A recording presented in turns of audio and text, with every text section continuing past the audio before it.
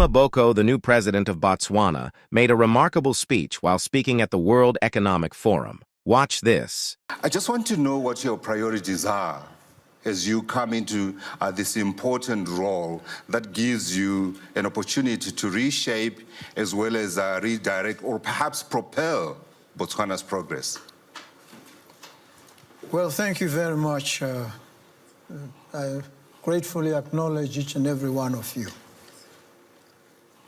The first thing that we need to appreciate as the African continent is that we have done very badly when it comes to democratic governance and the running of the democratic process, which is why it seems somewhat shocking, surprising, something of an anomaly when power changes, because it occasions a great deal of consternation, a great deal of anxiety.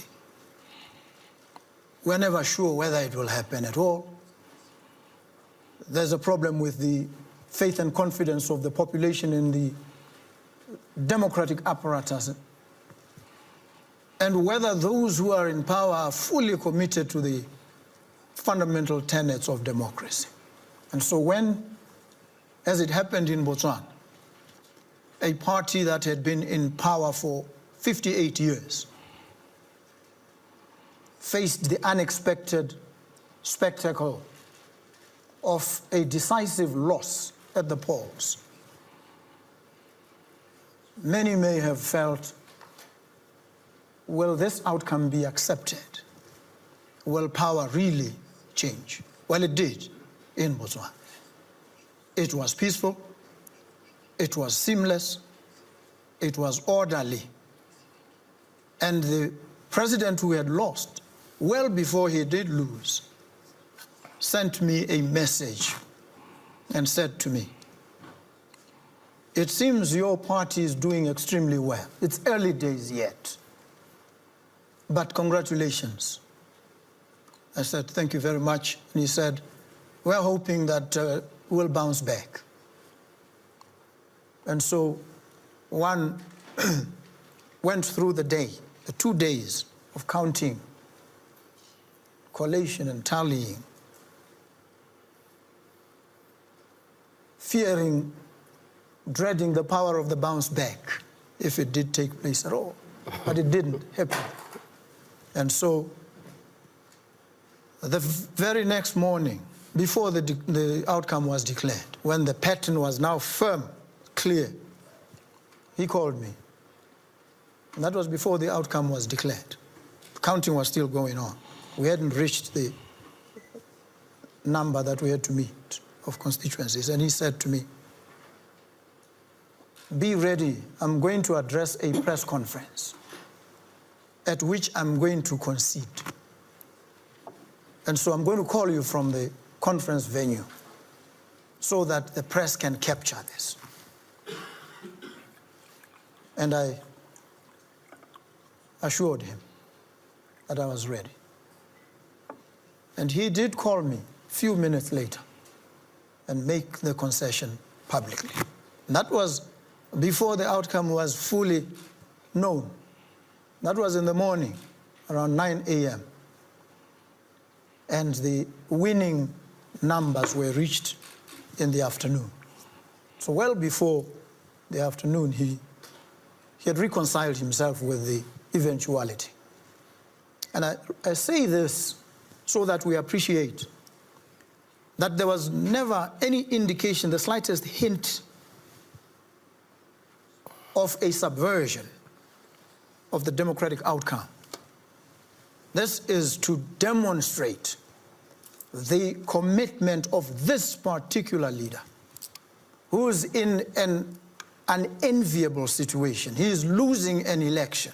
His party has been in power for 58 years. He's served but only one term. He would have loved, in fact, he expected, he felt strongly that he was going to get a second term. He didn't. At that critical moment, he had to make a decision.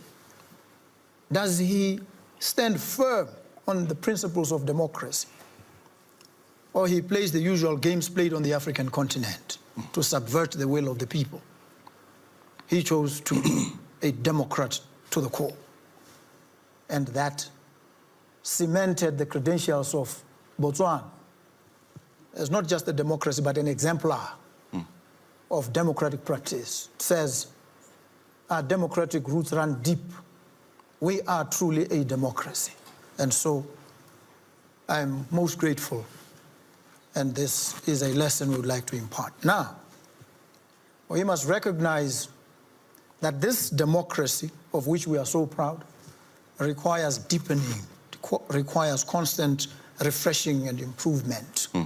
We must recognize, and we are concerned about young people, that they had not registered in quite the huge numbers that we would have wanted. And it is not because they are not interested.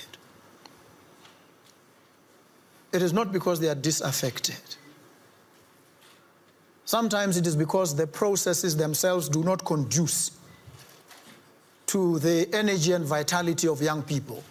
They want to be able to come in, cast their vote and go. They don't have the patience to stand in line for hours on end.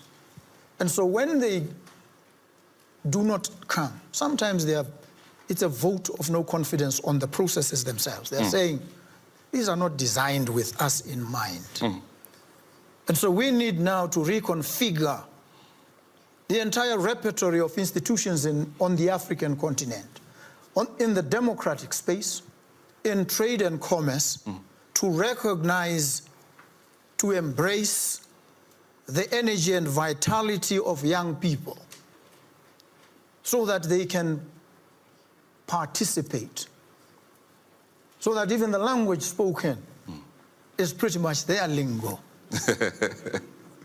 And so that we don't speak in esoteric terms when we're basically dealing with the trenchant problems that trouble them on a daily basis. Yep. And so this is, I think, a lesson for us all. And I think my priority is in ensuring the active participation and leadership of young people, which is why when I was faced with the appointment of a cabinet, I felt, because the democratic process is not so hospitable to their participation, both at the level of lack of resources to participate in what is an expensive process, I felt that we needed to engage in some affirmative action. And so right now, Botswana has one of the youngest, if not arguably the youngest minister on the African continent, who is the Minister of Youth and Gender Affairs. And so we've set ourselves on this path to practically involve young people, even when the democratic process would have kept them at the margins. So we want to place them front and center so that they are visible. They tell their story. They demonstrate their capabilities. So thank you very much. And congratulations to you for being able to do that and for committing to continue to do so. Just one quick follow-up from my side would be, obviously they turned to you because they felt that the establishment was not taking care of their needs. So I wanted to give you an opportunity. Here you are at the World Economic Forum, where you are speaking to investors from the African continent, from countries outside the African continent. What message are you taking to those people? And what do you say to them about investing in Botswana, and investing in Botswana within the context of probably the second biggest decision that's ever been made on the African continent, which is, of course, the establishment of the African Continental Free Trade Area? Well, the starting point really is where Botswana wants to go. And this is that the country must be powered on two engines. The one is the green economy. The other is the digital economy. And when we talk the digital economy, we basically are referring to young people. We have, as I said, to reconfigure the institutions, the routines that we are so used to, which have marginalized young people, we now have to bring them on board. They need to have access to skills, not just academic training, skills, the ability to deploy these skills to solve problems. And we know that young people, when it comes to the digital space, they are natives of that space. Many children don't need to go to school. I've seen little children scrolling on their cell phones, playing games and doing things that I find somewhat challenging for me. And I realize this is their space. Absolutely. And so we need to make them comfortable, broaden and expand this space for them, so that the entire education system is itself constructed around empowering them in this space. When we do this and recognize this as their space, we then enable them to drive innovation, to deploy their creativity in the areas of tourism, in the development of applications that solve problems, that harness data, make the data available to them, and then also having equipped them with the skills, give them access to affordable finance. Thank you very much. I was listening to a session that took place in this room before we started our own session, and Strive Masiwa, the entrepreneur who built up Econet Wireless in Zimbabwe, was talking about the fact that Africa is short of capital, but it's not short of entrepreneurs. And we're going to come back and talk about perhaps some of the areas that we need to look for from a policy perspective, and how we calibrate those youth and make sure that they are participants. SG, I want to come to you. I posed the question to the President, and I'm going to come back to you, Mr. President, in terms of the AFCFTA and your view.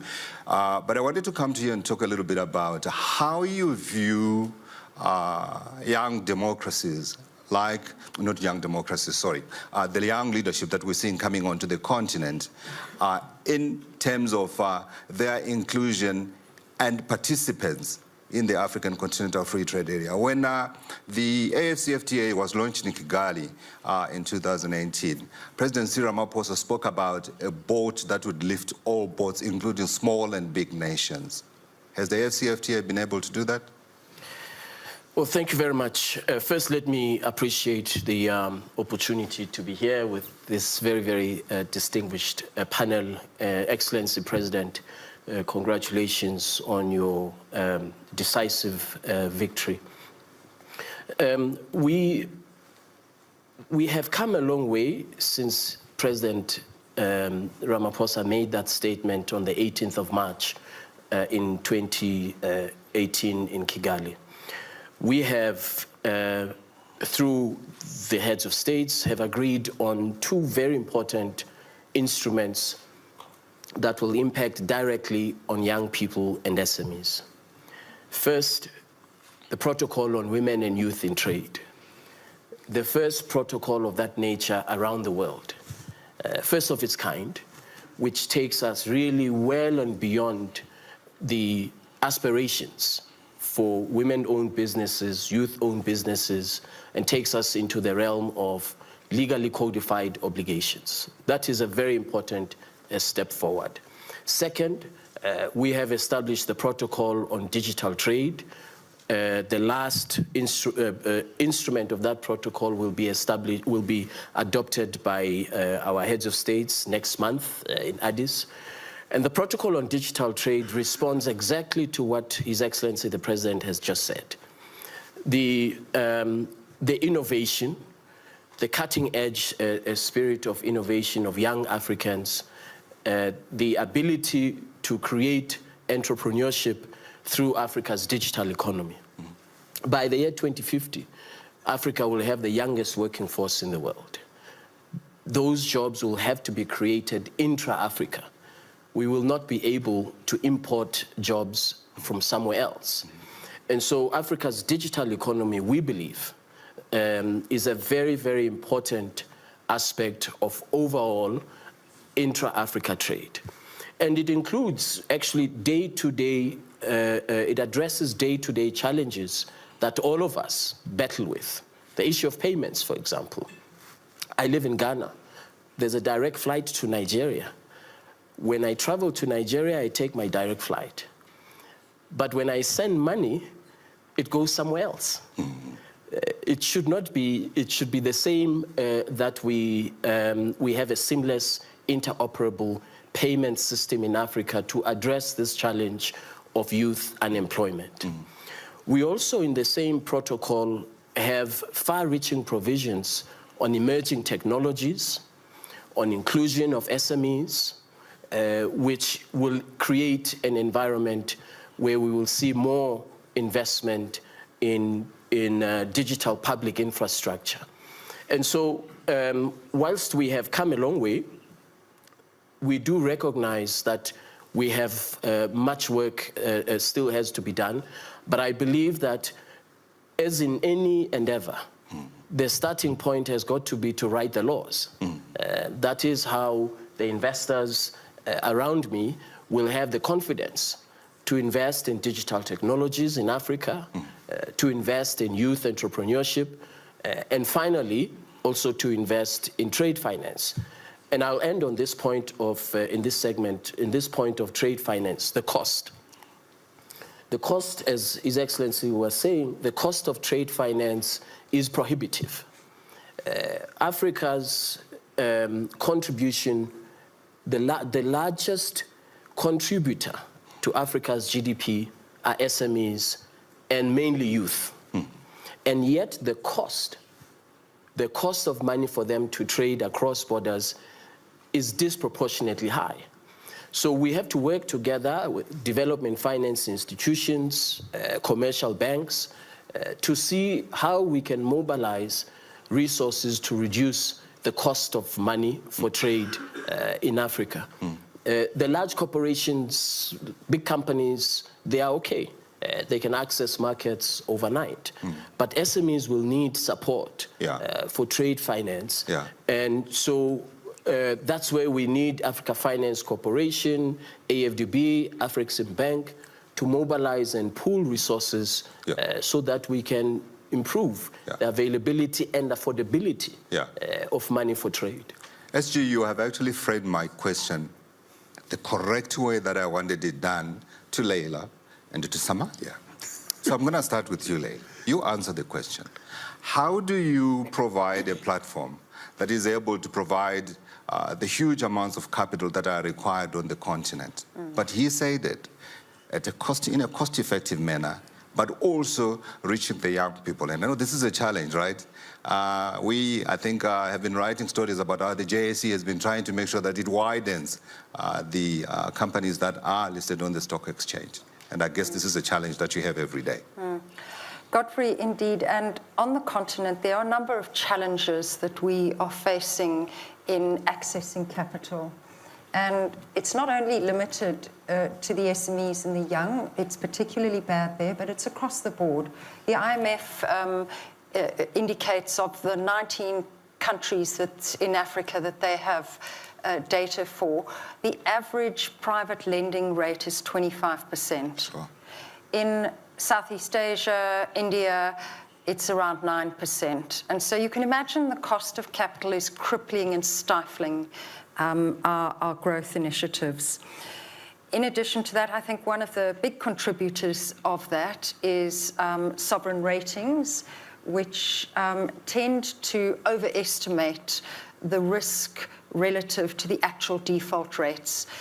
And I see Sanders in the audience, the UN Global Compact put out a report indicating that or referencing the IFC default rates, which are sitting at about 3.5%, the recovery rates, which are sitting at around about 75% for Africa. S&P rates are 70% recovery rates and 3.4% default rates. So the concept that quantitatively the losses are much higher in Africa is flawed.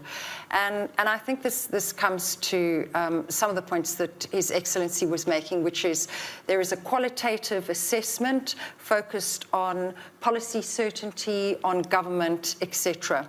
And so what are we doing about it in the continent? There is a lot that needs to happen in integrating across our African countries. Including the exchanges. Exactly. So the African Exchange Linkage Project is a project which has integrated, as of September 2 years ago, a number of trading engines to allow trading to happen across the different countries. One of the biggest problems in capital flows is the lack of liquidity. Large investors have liquidity mandates and they won't invest in corporates or in countries where the liquidity is too low. So we need to scale up, and we do that through harmonization of regulation. The African Stock Exchanges Initiative is currently going through a regulatory harmonization process. They are looking to harmonize listings requirements. Of course, that would create a catalyst to create cross-country listings, which generates more liquidity. Is it an easy conversation, Leila? Just be honest. It's a difficult conversation because we need to go at the pace of the slowest mover. And so there are disparate and very different regulatory regimes across the continent, and aligning those is a lengthy process.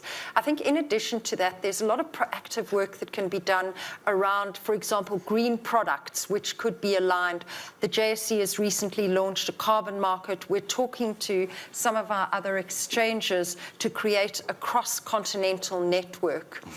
And so there is a lot happening. I think the pace of change needs to speed up. Yeah, you spoke about silence. I'm hoping that the room is not silent because the phones are silent. The phones must be busy. The hashtag is WEF2025, and please be as interactive as you can. And of course, we're trying to reach the young people, Your Excellency, because that, as you said, this is where they live, right? Right. Samaila, let me come to you. I want you to weigh in as well on this whole idea of trying to make sure that we are able to find a space, as it were, on the table for our young people. You are working on a number of big projects, and we'll talk about the big one that you are working on. But I just wanted initial thoughts in terms of how we make sure we do not leave our young people and their part and parcel of this big project, which is the FTA. Thank you very much, and thanks to WEF for convening this event, and to the partners here, especially His Excellency, and my friend Leila, and of course my brother Wamkele. I would like to give us a different perspective on how to mobilize capital. And I want us to understand that it takes time and we must be intentional about it. And once we start the hard work, then we'll start to get the results. So it starts by first taking a look at how our economies are structured. We're largely primary economies, whereby we are producing primary goods and exporting primary goods without any, I would say, value addition, no ability to create quality jobs, and no ability to build the savings that will lead to capital formation and a viable banking system. So if we take a step back and be intentional about capturing and retaining value within the economies, we'll be able to create quality jobs. Those employees will pay taxes that can be used to build schools for education. Those employees will make savings that will go to mutual funds and stock exchanges, savings accounts. Those savings would be used for pensions. Those pensions will be available to build infrastructure. They'll be available to pension managers to allocate, for venture capital, for private equity, and then we'll be able to finance ventures by young people. So it is a chain that needs to be in place, and it starts by taking intentional decisions that will stop exporting raw materials, that will process whatever we have, create quality jobs that would pay quality wages and engage quality youth, provide them opportunities for innovation. And once that is in place, We can work with the government. So, for example, if the president is keen, we can work with him. We can create, a program where we can provide, guarantees for pension funds to invest in youth entrepreneurship, in venture capital. We can create a program whereby pension funds in Botswana will not need to invest outside the continent.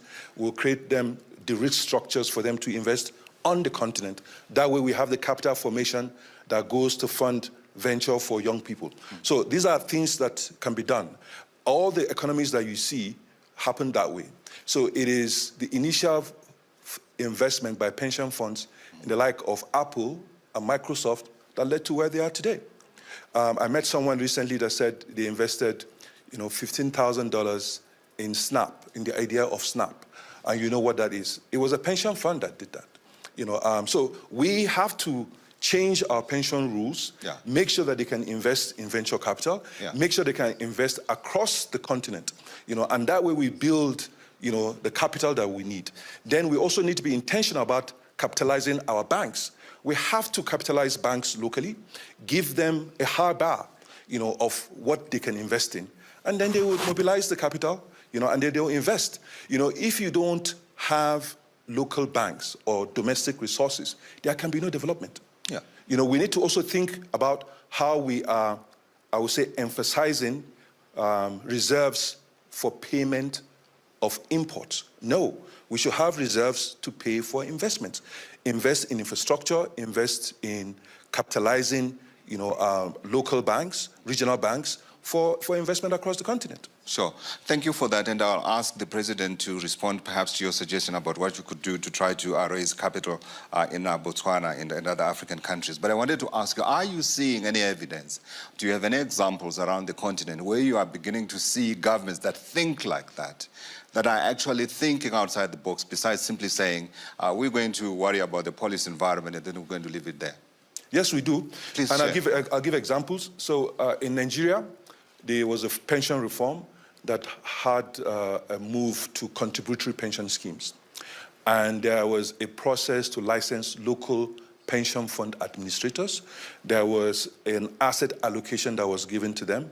First, it was government bonds, listed equities, and then we engaged with them to tell them that, look, if you don't create a room for investments in infrastructure, investment in private equity, investments in venture, your pensioners will have to buy generators and diesel, when they retire. So you need to create a program for investments in infrastructure on a long-term basis. You need to create a program for investments in industrialization that creates quality jobs for people, for the children of your pensioners. So they agreed and they created a window for 5% investment in infrastructure, equity, 15% allocation in infrastructure bonds, and 5% allocation in private equity and venture capital. On the back of that, we joined together with the Sovereign Fund, Sovereign Investment Authority of Nigeria, to create a company called InfraCredit that was providing guarantees to this pension funds to invest in infrastructure and industrialization. Sure. So we're able to move from the local banks just doing 1, 2, 3 year money to making investments of 10, 15, 20 years. Sure. So it is possible, and it can be replicated. We're having conversations in Kenya now. This morning I had conversations with the government of Angola, and they're all thinking about how to replicate this structure. So it is possible. Yeah, I want to come back to you and give you an opportunity to talk about your big baby that you have just launched. I think we all watched with excitement as you met President Joe Biden and you spoke about the Lobito corridor. But Mr. President, you had some of the ideas that he has. So I wanted to say to you, respond if you like, and also I'm giving you the opportunity to say to investors who may well be listening now, sell Botswana if you can in terms of investments that you would like to see funded and that you'd like to see investors come in for in Botswana and create jobs for local people and opportunities for entrepreneurship. Thank you very much. First, let me accept your invitation. Let's call it a challenge. Yeah. Thank you, sir. That you want to work with Botswana to bring about some institutional redesign of the financial space. We also are in the process of reviewing on the trot and changing some of the laws and regulations. We have laws that say a certain percentage, which is started off as I think over 80%, was reduced to 70% of the pension funds, must be invested outside the country. And so we are in the process of trying to go that route. And I think with your experience and expertise and money. work that you are doing in of course, money, we should be able to progress fairly rapidly in those regards. Botswana has a very stable environment, very safe, very convenient for business. In terms of credit ratings, it's one of two in the continent, Botswana and Mauritius, credit rated, with all the flaws and shortcomings of that system. We've managed to make some of the cuts. Sure. And we believe that we will do even better.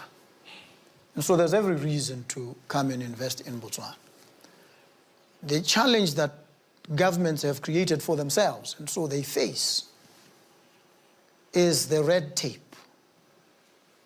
The time lag between when ideas come forth and when they can be translated into some concrete action and deliverables. And these actions and deliverables sound in human life, sometimes in human tragedy. They sound in the marginalization and exclusion of young people and women. So we want to make sure that we close the chasm between word and deed in order to ensure that we bring young people into the fold as quickly as possible. Sure. And so we trust that we will work together. I am extremely excited at the prospect. And I will find your minister before we leave. It falls in line squarely with what we are currently engaged in. And I'm going to follow up that story, Your Excellency, I can assure you. Absolutely. And I'm going to Actually, Boholo is a good friend of mine, so I can also just talk to her and see how we do. Please do. And, Leila, if I can... But now, I want to hear from you. Drop your thoughts in the comments below. If you found this video informative, don't forget to give it a thumbs up, subscribe, and hit that notification bell so you never miss an update on the stories that shape our world. This is Adaka Africa, bringing you the geopolitics you need to know. See you in the next one.